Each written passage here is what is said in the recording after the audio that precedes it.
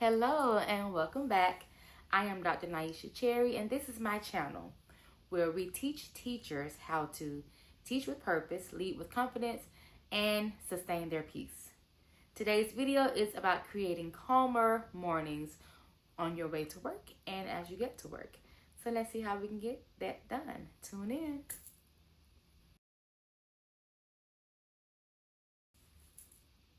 Your school day often starts before students even walk in. Have you ever gone somewhere and been super flustered and had so much to do and felt like you were catching up all day and your stress levels were through the roof? Well, that's happened to me before, and I knew that that could never happen again. So today, I am going to share how you can make sure that that does not happen to you. You're going to have a start to your day that is stress-free and help you have a calmer and more productive school day. Number one, avoid rushing in to school at the last second. At my job, we have to clock in by 7:15. I am always at work by 6:45, 6:50. I need that 25 to 30 minutes to myself before I start interacting with other people and other students on a continuous basis. Number two, play calming music to get your mindset right and to create a peaceful atmosphere in your classroom. So I actually start this process before I even get to work. So on my way to work, I'm listening to my gospel music and creating that love and understanding and grace and peace within myself. Once I get to work, I like to play music in my classroom for my Promethean board. And sometimes it's gospel music, sometimes it's R&B, but something that's pretty calming and soothing. And a lot of times it is an instrumental version of songs so that it can be more of a jazzy feel and create that atmosphere that I want in my classroom.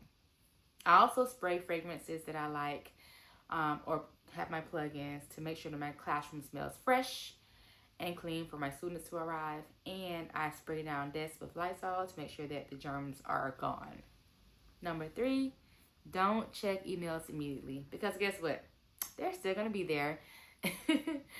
I usually don't check my emails until 7:15, until I'm on the clock. That 25 to 30 minutes that I get there early, nope, not checking emails. And the same goes for our parent class dojo messages because sometimes I receive those in the quiet hours. And so I check them once my day has officially started. Not when I get there to decompress and get my mind right, but once 7:15 hits.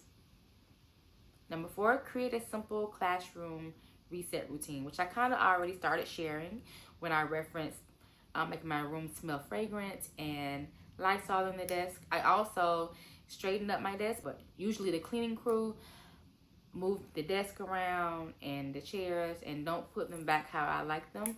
And so I straighten up those desks and I ensure that if students have morning work that it's on their desk.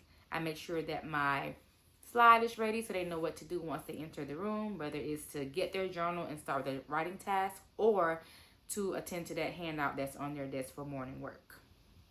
Number five, prioritize your mindset before student needs. I start that process at home where I listen to scripture, read my scripture, journal, drink some coffee, and just really get my mind right. And then once I get to work, I can finish my coffee and I can start doing things that's going to prepare my classroom for my students and prepare me to interact with them. So I start that process at home to get my mind right before dealing with all the other personalities that my students have. Number six, wear outfits that make you feel comfortable and confident. So when you get into your classroom, you're in your space, you want to feel like yourself. You don't want to feel like you're dressed like somebody else. You don't want to feel like you're timid. You want to be confident and you want to be comfortable so that you can do this job that requires a lot of us. Me personally, I like to dress up. I feel comfortable in dressing up. And so I wear dress up clothes. Yeah, I feel confident as well. I will say that I do bring a change of shoes a lot of times because sometimes my feet may start to hurt considering we have 3 levels in my building and we have to walk our students everywhere, to lunch, to specials, to recess, to the restroom, and everything I just named except for the restroom is on another level. We're on the third level at the top. Lunch is on the second level. Specials are on the second and third level. And recess is on the second level when you go outside. So I do a lot of walking, which means that I may need to change my shoes sometimes. And I have no problem with doing that because I still feel comfortable and cute and confident in my outfit that I chose to wear. And number 7, start with one manageable task. We are not an octopus. We don't have 8 arms. We only have 2. So you can't do everything at once. Choose something that's manageable, that you're going to feel accomplished once it's done, and complete that task. And then once that's done, you can move on to the next one. So avoid overwhelming yourself. This is how you can start your morning off in a more calm manner. I noticed that when I have calmer mornings, my classroom energy is calmer. When I came in flustered as an educator, my students were flustered. If I was over energetic, so were they. If I was feeling crazy and out of whack and out of sorts, I felt like they were out of whack and out of sorts. All the times that I come in calmer and not having any stress and feeling ready to go, so are they. So your children feed off of your energy. So I highly recommend setting up your morning routine so that you can come in calmer and have a stress-less day. Or at least less stress than usual. So what's one thing that helps your mornings to feel smoother? Put it in the comments. And as always, please like this video. Share it with somebody who can use this information. Comment with what you do to make your mornings feel smoother. And subscribe to my channel.